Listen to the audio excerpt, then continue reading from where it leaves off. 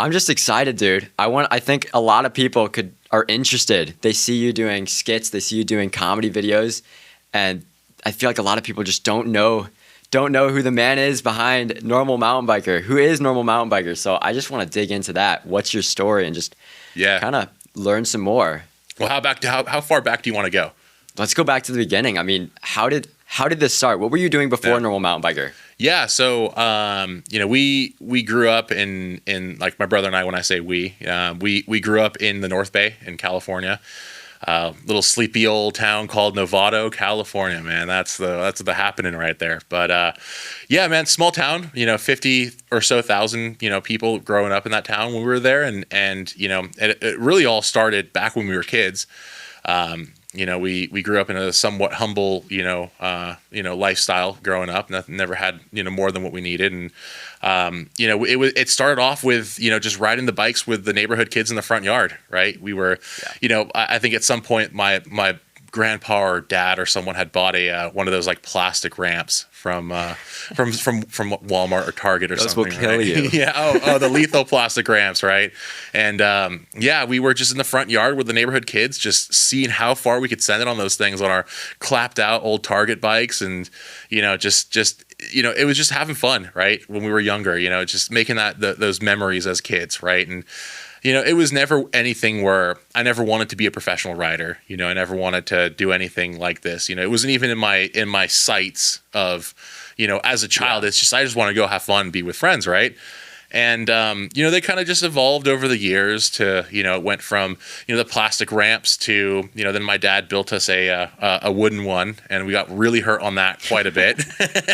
You go a lot further on a wooden ramp. You go a lot further, especially when it's like 3 times the size that it used to be. So, but yeah, no, it went to that. Then I just saw like most kids in like the early 2000s, because I grew up in the 90s, early 2000s, and BMX started to become a more pop culture type thing around that time. And so playing the video games like the Matt Hoffman BMX games and all that kind of stuff, right? And Dave Mira and all that, right? So it was really, really cool to play those games, and I was always like, man, that's really cool. I want to get a BMX bike. And then what BMX technically was what actually got me into like cycling. That was like the more cooler end of cycling. Less casual. Yeah, exactly, less casual, right? And but we were never into like mountain biking, right? That was never a thing. I didn't even think at the time that like, oh, you can go to that mountain and there's a trail and you could ride down it, right? I didn't know anything about that, right? And it actually took when we were kids, our parents had this clapped out old camper, like an old RV, right?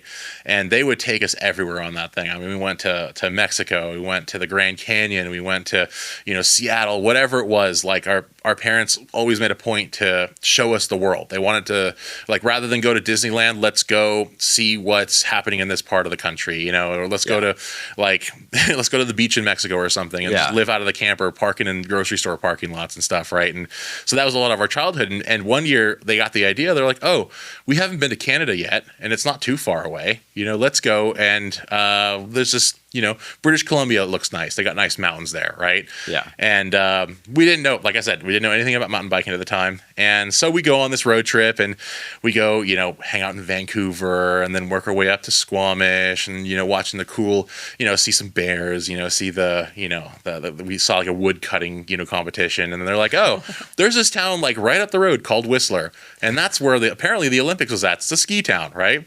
We're like, oh, that sounds fantastic. So we go up the road and we stay there for a few days. And, if you've ever been to Whistler, it's the village, and it's a beautiful scenery, mountains and stuff, everything. It's a phenomenal place if you haven't been there.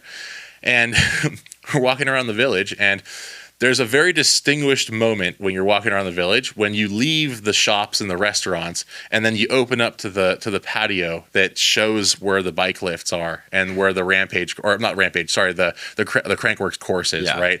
And you see all the riders coming down, and we come around the corner and we see that. Just imagine being a little kid that like knows a little bit about bikes, right? Just enough. And just enough to be like, just captivated by it. And we see this, and I was, my brother and I were like, oh my Lord, we want to do that. We're begging mom and dad, like, please, can we go ride our bikes? Can we please go over there? And they said yes, and they found they were worried we were going to get hurt, right? So of course. So they found a course, one of those like camps that you could take, just for the day, and they took us out there, and I'll never forget it, man. The old Kona shreds, like the Kona bikes. Oh yeah, the boxy old frames, man. And I've been looking for that. So if anyone's listening that has an old gray Kona shred, let me know. I'll buy it from you. Like I've been looking for one forever. We need one. Yes, get one. But yeah, we went up there, did a class with an instructor, and we rode Whistler Bike Park as the first time we ever did actual mountain biking. And that was the end right there. Like from there, it was mountain biking was like the main priority in my life. That is crazy. Yeah. My first time mountain biking was on a flat trail in Missouri next to a river. Wow. I wish my first time was in Whistler. That would be so sick. Hey man, well, it's the memory that counts, right? It is. But yeah, no, that's kind of where the mountain biking thing started, right? And fast forward many years after that, right? And all the way to 2020 when you had the weird stuff happening in the world, right?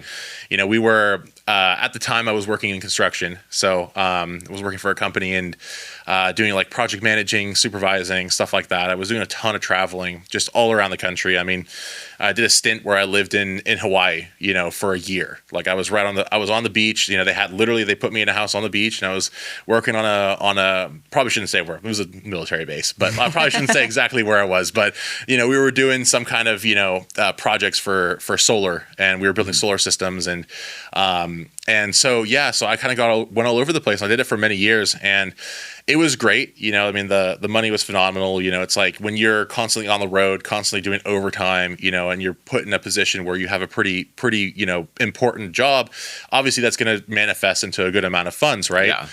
And then 2020 hits, and everything kind of changed because I know it's the most generic story in the world, but I stopped working, because I couldn't work anymore. It's like everyone had to deal with that, right?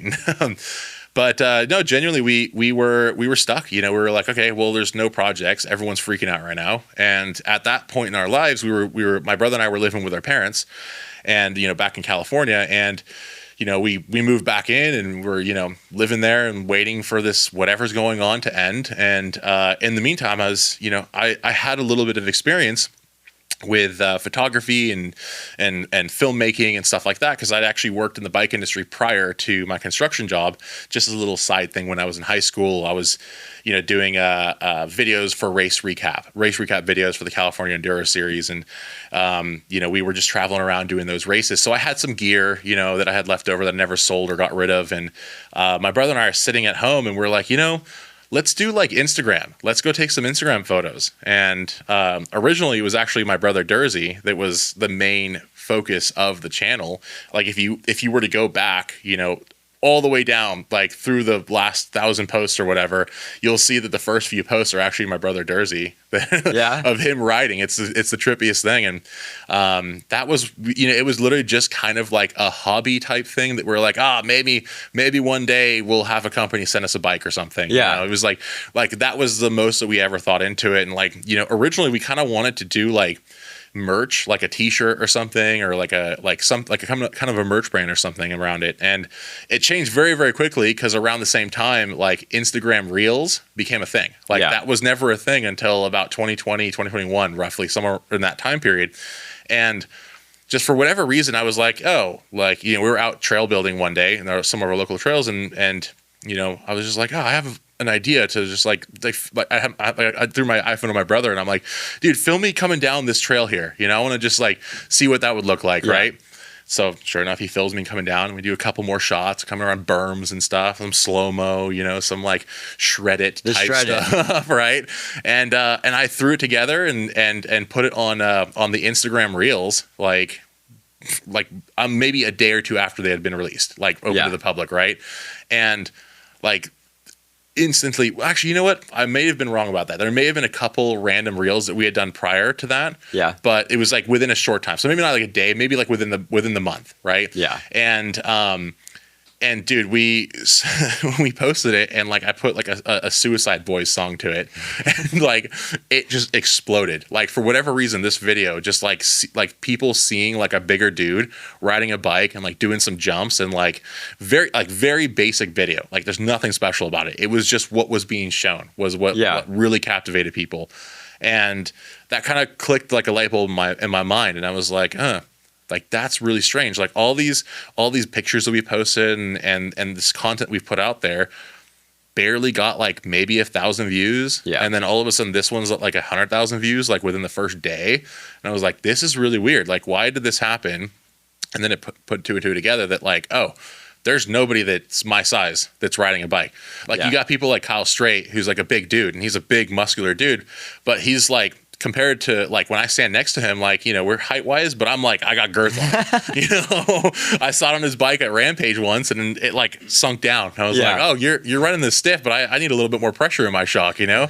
But yeah, so there really wasn't anybody in the bike world that was doing content from the perspective of like a bigger dude, like a dude that weighs over 300 pounds. That's like, you know, like so big that he has to pump his tires up to 50 PSI to be able to get good grip, you know? And it just kind of turned into what it is now, where you know, now it turned into comedy and, you know, we're doing all the whatever we're doing now. So that's kind of, I mean, people like everybody on Instagram, they're watching pros, like, and these riders that are super fit, superhuman fit. And like in reality, there's other riders out there that are like larger, and it's just on Instagram, you don't see that. There's not many people. And like, you're able to reach those people through comedy and content. So it's super cool. Well, yeah, it's just one thing that if I can add there, it's really interesting that the biggest eye-opening moment when we were kind of around that time and everything was kind of, you know, kind of really starting to come up. I got so many DMs, and I still to this day, like DMs and messages on whatever platform it was of people reaching out to tell me, hey, I'm also like 6'5", and I'm also like 300 and something pounds, and I never knew that bikes could withstand me, and which technically they don't really withstand you, but we make it work, right? It'll work. But you know, I got so many people being like, hey, I didn't know I could do this, and because I saw your videos, like I got myself a bike and I went out and I rode, and it was the best time of my life ever. You know, like so many times we've had that, and it's so cool being able to read that, because it's like, oh, we're not just making funny videos, like it's like this is actually like some people are like seeing a new realm that they didn't know existed. You know, is impacting people. Yeah, it was cool. It's been really cool seeing that.